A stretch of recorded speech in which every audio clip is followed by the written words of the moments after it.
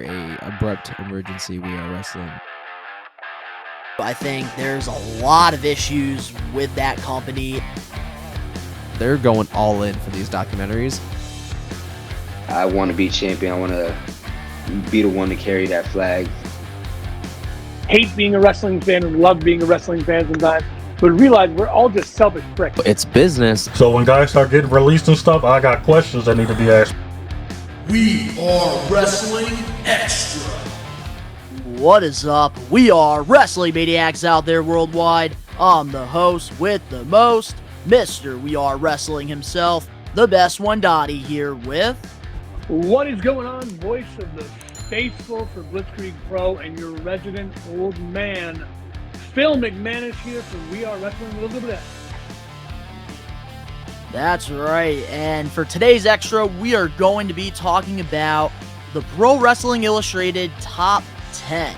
Phil and I were going to give our input on the list currently for the top 10 for 2024. But before we get into that, if you're not a We Are Wrestling Maniac yet already, and you're listening to this, give us a 5-star review, not just any review, a best one review, and download the episode, and give us a follow. But if you're not a Maniac yet already over on the YouTube channel, and you're not a part of the thousands of subscribers, we recommend you to hit that subscribe button now, turn on the post notifications, videos be coming out of nowhere like an RKO, and of course you already know, the grind is real.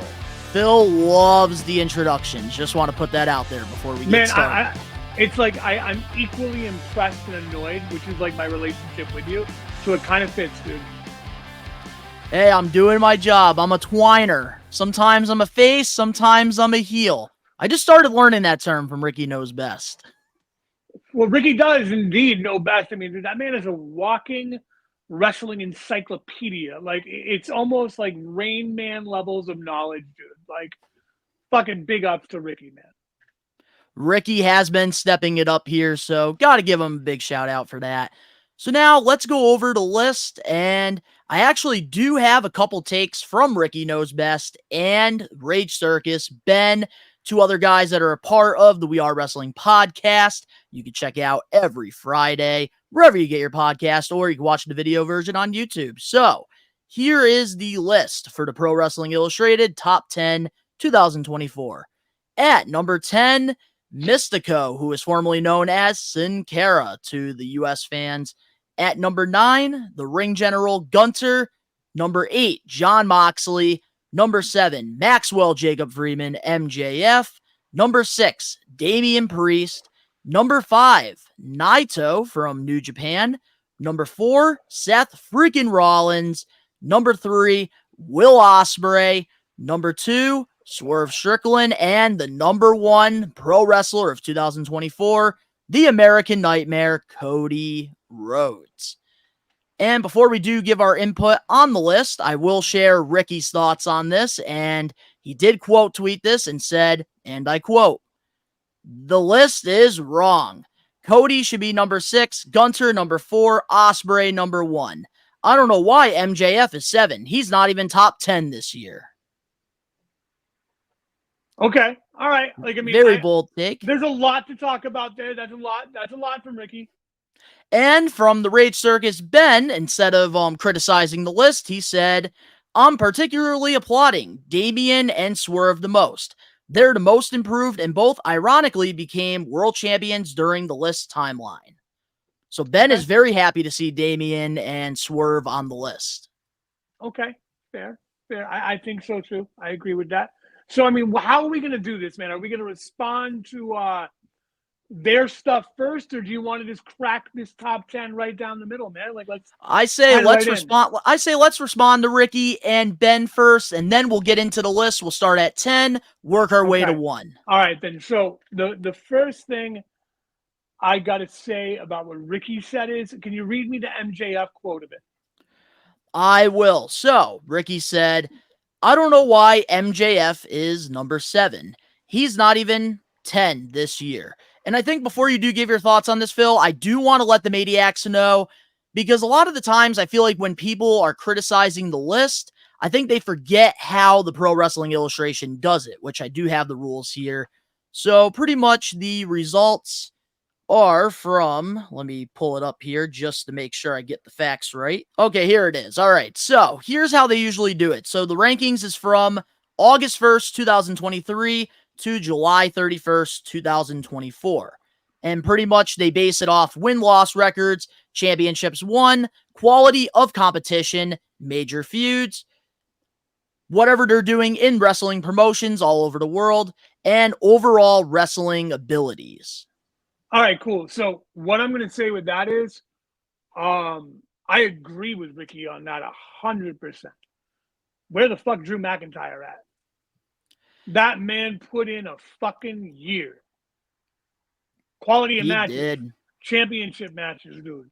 Like, quality of story. Give me a break, dude. Like, the fact that Drew McIntyre, after the heel year he had, dude, the CM Punk stuff, the Seth Rollins stuff, the title fucking win, then loss at WrestleMania, dude. Like, Drew McIntyre single-handedly made Raw, like you can't miss it. Like, Drew McIntyre fucking deserves way, but where is he on this list? So as of right now, I don't know exactly where he's at because they did put out the top 10. And I know there's like a lot of independent wrestlers and guys from TNA, AEW that are posting their ratings. Let me see where Drew McIntyre is. I could look it up real quick. Because honestly, there's a case here, and like wherever McIntyre is, split MJF and just swap those two, because it's MJF had a great comeback. He did. He's had some great matches in his comeback. That match he had with Ospreay alone, like, bro, that's career worthy. But to not put Drew McIntyre in the top 10, I think is a disservice to this list. So Drew McIntyre is ranked number 13 on the list. And the people that are after Mystico, number 11, Samoa Joe, number 12, Sami Zayn. Like, dude, how the hell did those two have better years than Drew McIntyre? I don't understand, but personally, I think there's nothing wrong with MJF's rating in this at number 7, because you have to remember, from the timeline, MJF was the AEW World Champion, and he had a great match with Kenny Omega, which you even made AEW Dynamite with your reaction during the table spot. MJF also had a match with Daniel Garcia on a random episode of Dynamite. The match with Will Ospreay technically counts from the Dynamite episode before AEW All In. I feel like I would have switched McIntyre easily with Mystico. Like, why the hell is Mystico number 10 on the list? Bro, what the fuck? I got you on that. Like, that. I mean, maybe there's a bunch of shit we haven't watched that's, like, incredible. But, dude, I agree with you. I think maybe, like, I'd put MJF in the top 10 now. From your argument alone, bro, I can admit when the best one is bested me. You are correct. But I do believe that, like, who's the number 9 spot? So the number 9 spot is Gunther. Gunther, he fucking. It is a fair spot. I mean, he could even be like higher up. I mean, that 666-day reign.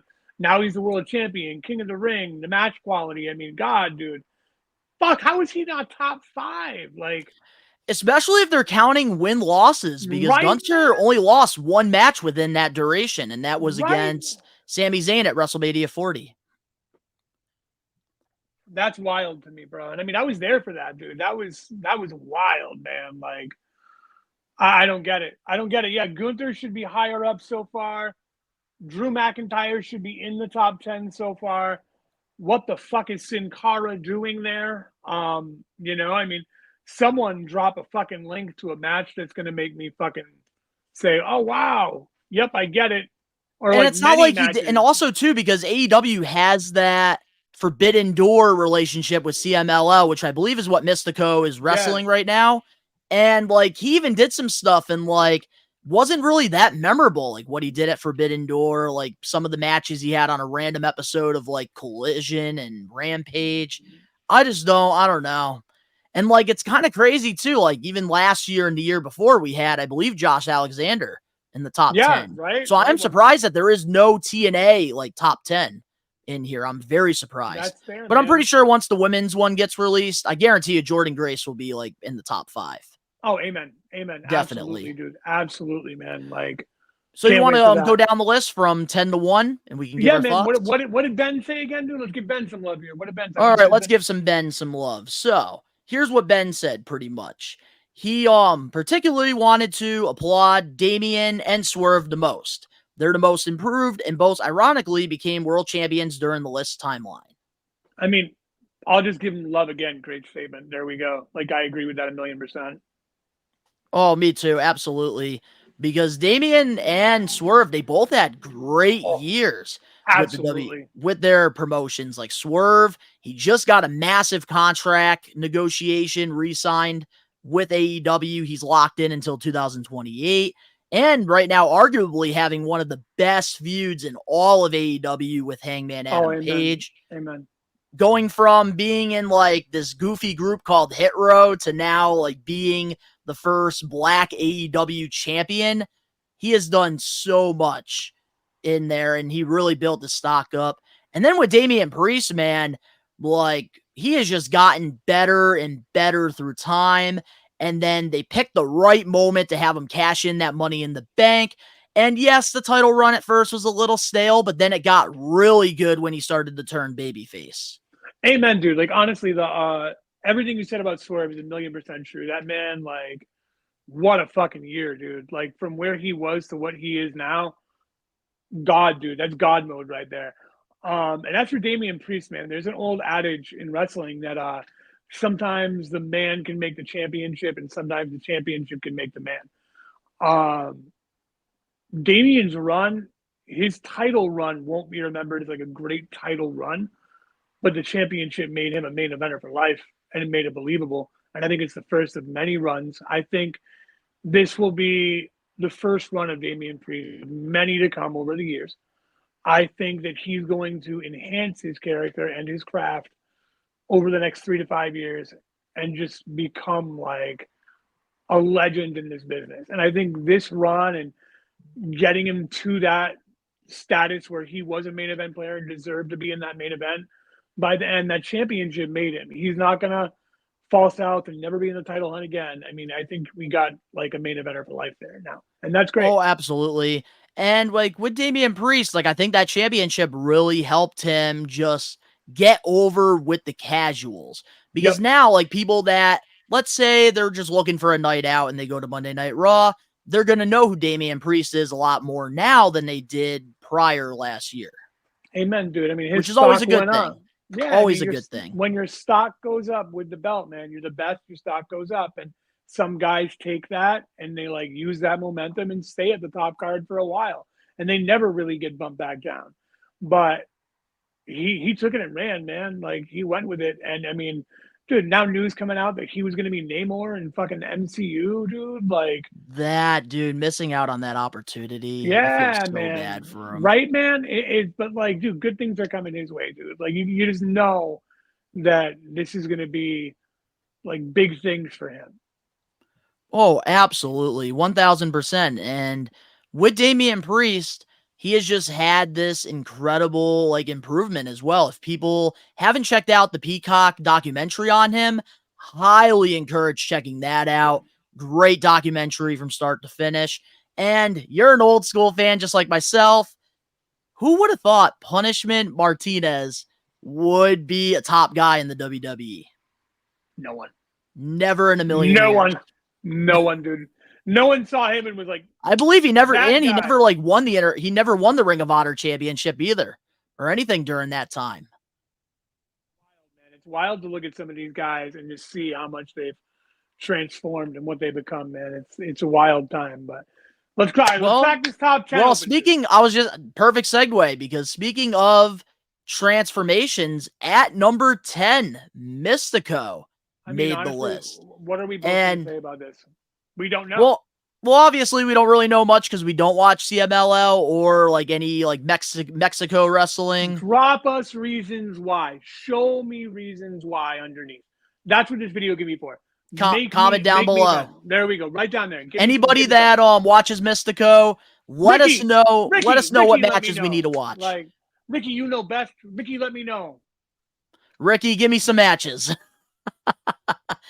but he has improved a lot since leaving we don't know that. WWE. We And don't for know him to that. make the top 10 list, even though we haven't really watched anything, it's still a huge accomplishment. It's Going great. from It's somebody huge. that was a laughing stock in WWE, doing crazy botches, to Botskara. now like being a big star in Mexico, well deserved for him. Amen, dude. Good for him. Good for anybody that can bring their stock up and beat the top 10. That's amazing. I mean, I honestly want to see it, but I don't know anything. I can't say anything right now.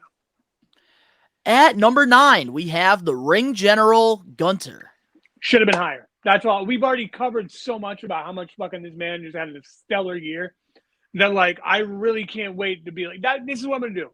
We're gonna have a Gunter meter, okay, right here, that I want you to put there. I want you to put a Gunter meter with your internet magic, Donnie, and I want you to put off the number of times I say Gunter was better, and round it out. Because, like, from here on out, I'm gonna be like, all right, this person's great, but Gunter was better. Or, okay, no, better than Gunter. Because, like, right now, dude, I want to see who's above Gunter. So continue. Here's what I'll say about Gunter.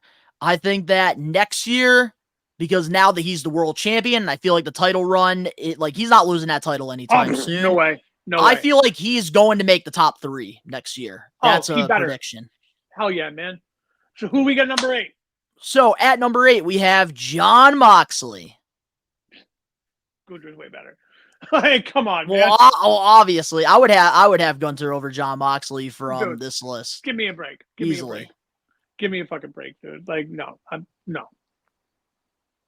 Because that's the thing, like, when you think of Jon Moxley's run, like, all he really did was, he did have a great match, I will say, with Eddie Kingston at AEW World's End. I was there. Great match. But then, like, for, like, most of 2024, he basically just did stuff in New Japan, and it wasn't really memorable.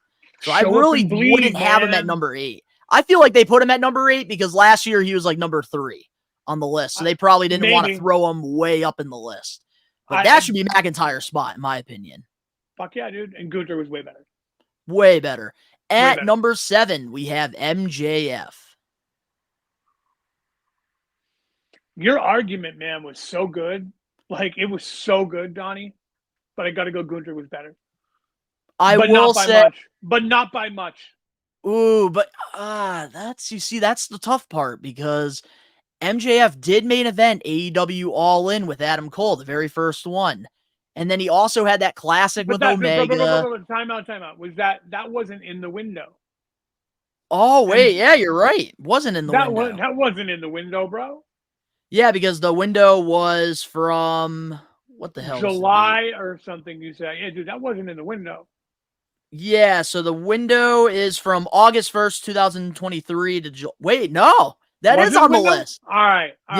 Because all in from this year in 2024 is not on the list because that was in August. All right. That was. So I don't know, man. I feel like low-key MJF did have like, all right, and I'm saying this like a little bit better than Gunter. Okay, you know what, dude? You know what? Now that that's in there, like solidified, I'll say it. The Gunter meter's destroyed. Break it. He's number 8. MJF's number 7. Like, but here's the thing. I agree. So if you are a listener to the podcast and you are a subscriber to We Are Wrestling, you guys all know how much I praise MJF.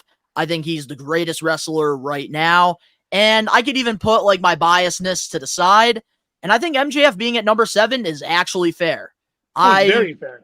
Because obviously, like, I think he's the greatest in my opinion. But like, if we're really looking at the stats here with like win-losses, championships won, feuds, overall wrestling abilities, I think that MJF, if he did more matches, I would probably put him in that top 3, but he didn't really do as much. Even though he did give us quality over quantity, you still have to have freaking quantity because some of these guys that are on this list, they're workhorses. They're working 100+ matches a year. Amen, dude. And that's the thing, man. The list gives you. So I can't be mad at MJF being number 7. I think that that's a great spot for him. All right, bring it in at 6. What we got? At number 6, we have Damian Priest. You know, here's what I'll say about Damian Priest being at number 6. I think he could have made it a little bit higher on the list if they didn't drag the Money in the Bank briefcase with them. Because I know for the longest time, like a lot of us, like we were asking, when's Damian going to cash in? And like, they really like milked it. Even though it was the right moment that they did it, it kind of didn't help Damian's stock at the time. Oh man, I'll tell you this though, dude. Like the cash in alone, I was there for that. Like that stadium fucking erupted, dude. TV did not do it justice. Like it was such a crazy way to start night 2, which culminates at number 1, by the way, in the top 500 this year. Which fucking, I'll just say it right now ahead of time. There's no one who could have been number 1, but was number 1. I think where Priest is sitting is fair. I want to see who's above him, but like in my own world, I see that as that because quality, the matches were great. The WrestleMania moment was huge. The reign was great. It solidified him. But I mean, I can't pick my favorite Damian Priest match off the top of my head. And if I think about where MJF was, I can be like, yo, dude, like, as you said, I fucking made Dynamite for my reaction to watching MJF and Kenny Omega live. Oh my God, so good. And let's not forget, MJF also faced Jay White at Full Gear, another great match. And then AEW World's End, he faced Samoa Joe. So MJF, he had his fair share of matches, but like I said, I'd put him over. I'd put MJF over Damian Priest right now. So I probably... Man, you had me at the beginning of this having it out of it to now being like, this motherfucker, wow, has done so much in this year that's so fucking good. I feel like I would have him over Damian. I do too. I really do too. So that's like... It's only because of that Money in the Bank briefcase. Like, they really milked it. They did. Even though it was a better payoff for Damian in the long run, if we're talking this list, it didn't help him. No, absolutely not. Sorry, we got number 5? I'm not too mad about it. So, at number 5, we have Naito from New Japan. I believe he was the one that beat Jon Moxley for the IWGP Championship at Forbidden Door. Ready? So, here's what we're going to do. This is the point where I hope that Ricky can send us this like 30-second fucking video or so explaining why, what's his name again? Naito deserves to be in this spot. Ready? Ladies and gentlemen of the We Are Wrestling audience, I give you Ricky. Ricky knows best. I think that's the only way to do this, man, because totally agree. The only person who is going to give me a valid reason why that man, what's his name again? Naito. I can't even say his first name, so I'm just going to say Naito. Naito is on this list. So we're going to go right back and ready fast. Ricky knows best, ladies and gentlemen. Ricky knows best. Believe in me. God bless you. It's me, Ricky Williams. Moxley's just as crazy as him. No, Ricky! Bullshit! They do it too sometimes. I'll be catching it. It's me, Ricky Williams. Stop playing. But that's my opinion. He's so over. Ricky knows best, ladies and gentlemen. Ricky knows best. Believe in me. God bless you. Let me get into my opinion on this PWI list. One name that comes to mind on that list is Tetsuya Naito. From all the way last year to the G1 till currently, Naito has been arguably the top Japanese wrestler in professional wrestling, period. And this is probably going to be his last run. But he has made the most of it. Won the G1. Also headlined the Tokyo Dome. Defeated Sanada for the IWGP World Heavyweight Championship. Even though he lost it to Jon Moxley, he got it back at Forbidden Door 3.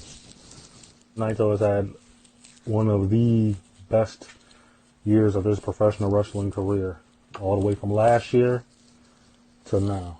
And if you're hating on Naito being number 5 at that list, I have to question you, or you don't watch New Japan, because he's earned that, and he's very consistent.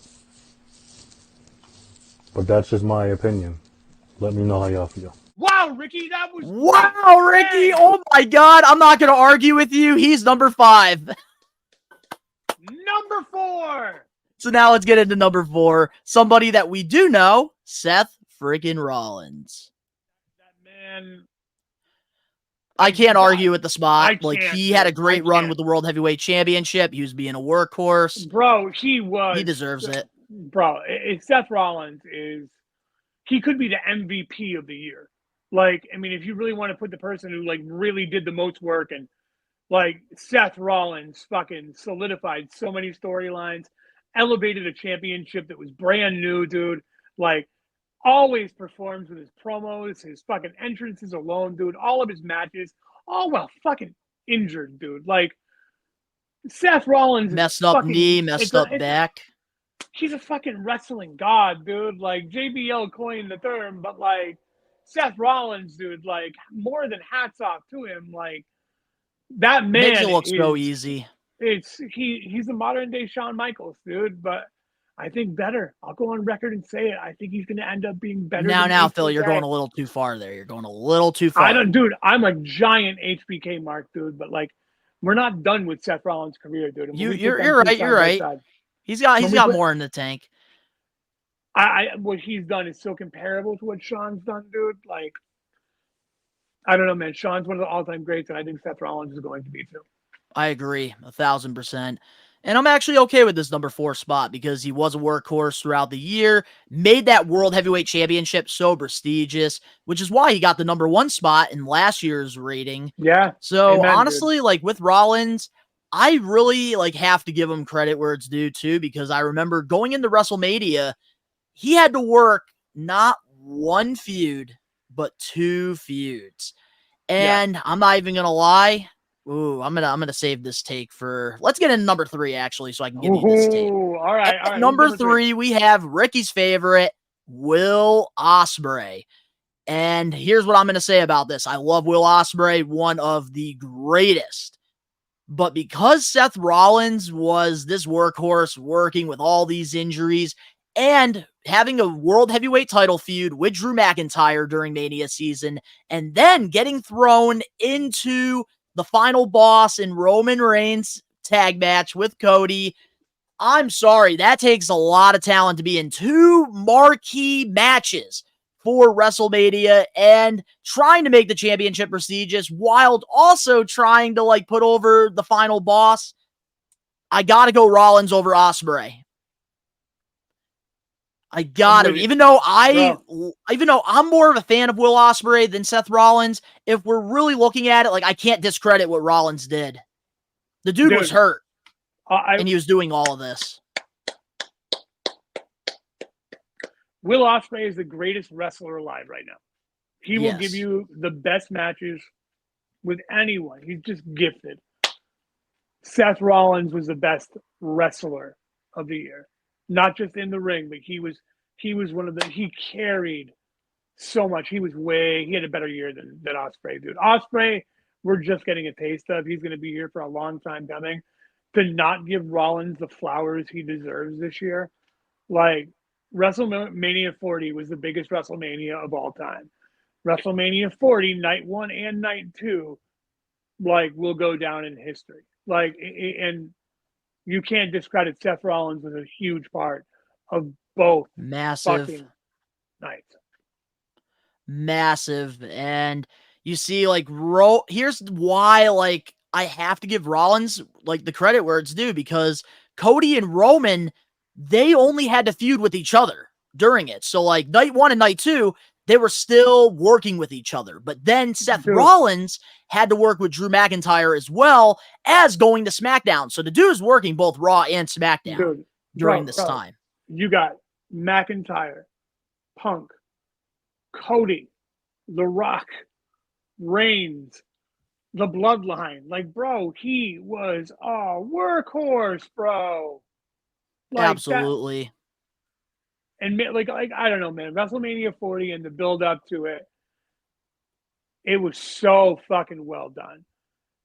And it was one of those, like, I had a bucket list, man, and that was on it. Like, I mean, it's, as we all know here, you know, like, I had some real big health scares, and I almost died a few times over the past 2 years. And I said, if I get better, I'm making Mania. I'm going back to Disney. I'm going to go see Blink-182 again. I got most of that shit done. I did. And being there for Mania, dude, like, and seeing that,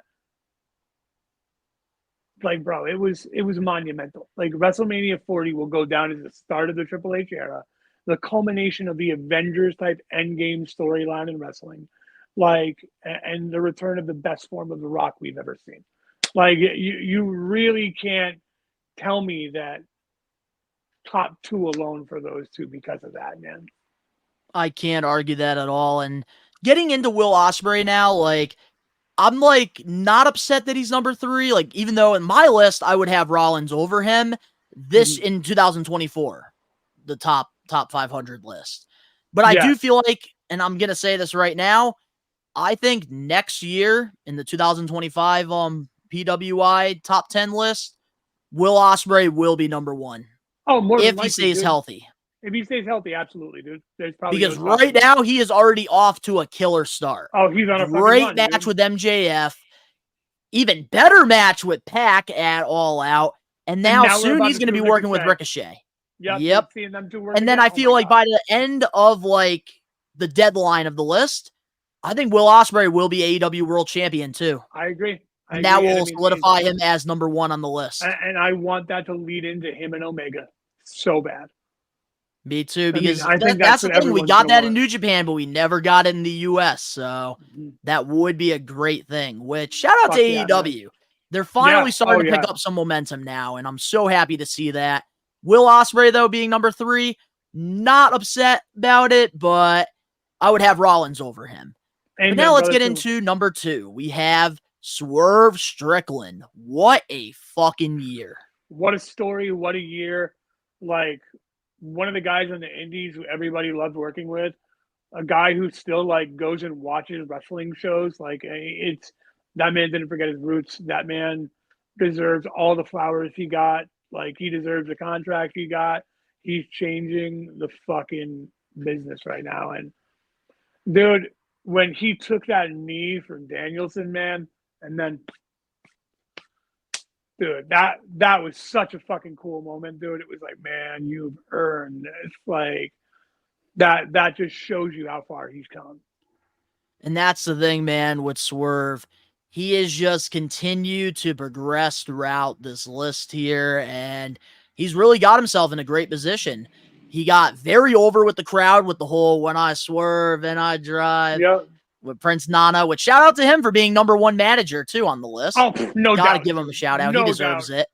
But with Swerve, like, he just had a great year winning the world championship and not only being a great champion in the ring, but also out the ring. Like, really promoting AEW, being a great role model as champion, and just putting on great matches after great matches. And he just, I think, really deserves the number 2 spot. Like, he's had such a great year. Any other year, there's an argument he'd be number 1, except for this year, because only one person could. And it's a shame. It's like you're really looking at 2 stories that, like, really went side by side in a way, and both culminated with a big world title win. And just one of them was a little bit better of a story than the other, but, like, both were like, God, I fucking love pro wrestling years. You know what I mean?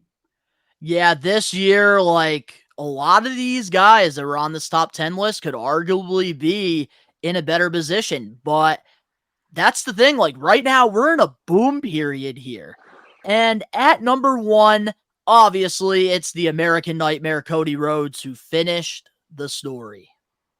You really can't give it to anyone else, man. Like, you can't. And I know some people are like, his run is boring right now, bro.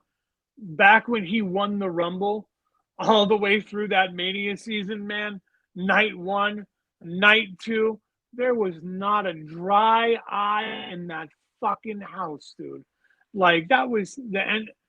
And it's funny, I remember being on an episode of one of the fucking shows you do here and being like, people aren't going to appreciate Roman's reign until he was gone.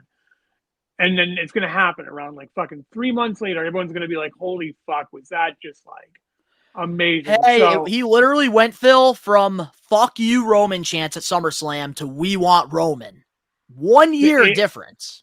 Yeah, it's that's the thing, man. Like, it wasn't just Cody finishing the story. It was the end of the reign of a fucking lifetime. And we did not appreciate it enough, dude. And now that it's over, just like it's like that fucking song. You don't know what you got till it's gone. When Roman left, we all fucking felt it. That man oozes charisma. He is an attraction. And in wrestling, there are very few people who can just be a walking attraction. The belt flop, the entrance, although it was 5 fucking minutes long, bro, like the run of a lifetime, man. And then Cody's story alongside it, the ultimate Luke Skywalker fucking story, dude. Like, you got the Avengers Cap type story. It's like you couldn't write a better fucking story. And the fact that he lost it the year before, The Rock tried to steal it. We then get final boss Rock and that beatdown he put on Cody, which was like, fuck, that was art. And that's when wrestling becomes That was so a much fucking masterpiece. better, becomes so much fucking better than any form of entertainment, because like you have one take and you're making art, man. And that is fucking art, dude. People who get bitch like, oh, it's fake. You know this, you know that. I love the beauty. Cody made you make it believable. Anything can happen in sports, dude. I'm a big Wrexham fan. The Wrexham story. Welcome to Wrexham. You haven't watched it, watch it. That's what makes me love sports. Cody Rhodes was that underdog story that got that come up, dude. And it felt so real. And just like his father connected with everyone, dude, his son found a way to connect with all of us our ages. And even ages further apart. But I mean, it's like, dude, he worked for Blitzkrieg. Like, he on his run, his WrestleMania 39 belt had the Blitzkrieg It had logo Blitzkrieg on it. Bro, like Northeast Wrestling was on there. All the indies that he worked. He literally rejuvenated the indie scene, and he's one of the main reasons, if not the reason, for the new boom in wrestling. Like, it was one of the best moments of my life being there, dude. And that's the thing about Cody Rhodes. Like, there can't be an argument with him like being number one, because the dude worked his ass off to get to this point, and especially like all the WWE house shows, main eventing them, and not only doing that, doing Make-A-Wish and also doing all the media. Cody really took the extra mile. And remind you, for years, we've been begging WWE for Rock versus Roman. And we were going to get that, but the fans all freaking got behind Cody and started the We Want Cody, which was trending on Twitter for literally 3 days straight. And if you look at what we got out of that, not just what we wanted, the fans, we got Final Boss Rock, which, again, masterpiece. Fucking art, dude. Like, he took every version of his character and made the best one. That theme, when he debuted it, the mashup of Hollywood and Rock, like fucking, oh my God, dude. Like, chills. Again, it's like Roman. There's this aura that certain people have that like transcend normal entertainment, and they can make this something that nothing else in the world can be. Hulk Hogan did it. Macho Man did it. John Cena did it. Undertaker did it. The Rock, Steve Austin, Roman Reigns, and now Cody Rhodes, man. He is etched into that. We're like, they're playing his fucking song at college football games now, man. Exactly. And here's one of the key points in this Pro Wrestling Illustrated Top 500. Quality of competition. Cody Rhodes has had probably the biggest quality of competition during this. Having to go into the main event of night one versus The Rock, Final Boss, and Roman Reigns. Going into night two, getting that moment against Roman, and I think a better match than the match that they had at WrestleMania 39. Oh, amen, also, amen. We're talking in this list, it began in August of 2023. He had probably his best trilogy match with Brock Lesnar at that SummerSlam, where friggin' Brock Lesnar put him over. Cody went into War Games, also won the Royal Rumble. And then let's talk about after WrestleMania, the match that he had in France against AJ Styles. Cody Rhodes absolutely 1,000,000,000,000,000,000% deserves this spot. Cody put himself in his own category for the spot. I will say, arguably, it might be the most impressive year in wrestling. I for agree. a wrestler. I mean, it's what he did in that year span to earn number one. You could literally dig back. I want to see what their year looked like compared to that year. Like, that might be the biggest year of a wrestler ever. And he had a lot of wins. He had a lot of wins and not that many losses either, which is also something they consider on this list as well. Yeah, man. And the program with Lesnar, was so good. It was so well done. Then the Rumble win, man. And then everything leading into Mania. And then, it may be a boring start, but the matches with AJ were great. And, dude, did fucking AJ elevate himself for that, too, man? Dude got shredded beyond belief and is even fucking better. AJ is one of the most fucking amazing talents of all time. I know Ricky knows what I'm talking about. But, it's just Cody's run was insane. I agree. And that's the thing with Ricky. I feel like when he posted this on Twitter saying Cody should be 6, I think he's not really considering the bigger picture here. And I think that he's looking at it right now. And that's the thing. Right now, as we're recording this on September 11th, which never forget, what happened with 9/11, of course. Our thoughts and prayers are still, with the families that were affected by that. I think Ricky's thinking about it from this date right now. And he's not thinking about it from the time, which is August 1st to July 31st. Dude, August, September, October, November, December, January, February, March, April was Cody. And banger matches, too, he had as well. During May, June, July. The biggest boom period in wrestling, he was the face of it, dude. Cody might be lucky that Solo Sikoa's match with him doesn't count on the list. Oh, my God, right? Wait, that was at the end of July. That did count. Everyone can have one bad one. Yeah, you're right. But overall, man, number one, well-deserved. Cody, WrestleMania 40, all of it, dude. As fans, thank you for an amazing fucking year. And you have earned that spot more than anyone. Thank you. For everyone who loves wrestling, thank you for giving us that boom period back and being a big part of it and letting more people see it. I mean, I can't wait to see what we're going to do next. And that's the thing with Cody, man. Thank you for really showing us why we're fans of this sport that we love, that we call pro wrestling. Because Cody not only put on great quality matches, but he also really he had us emotionally invested in everything he was saying, everything he was doing. Yep. So for Cody, he just had the perfect story, which is why he's number one on the list.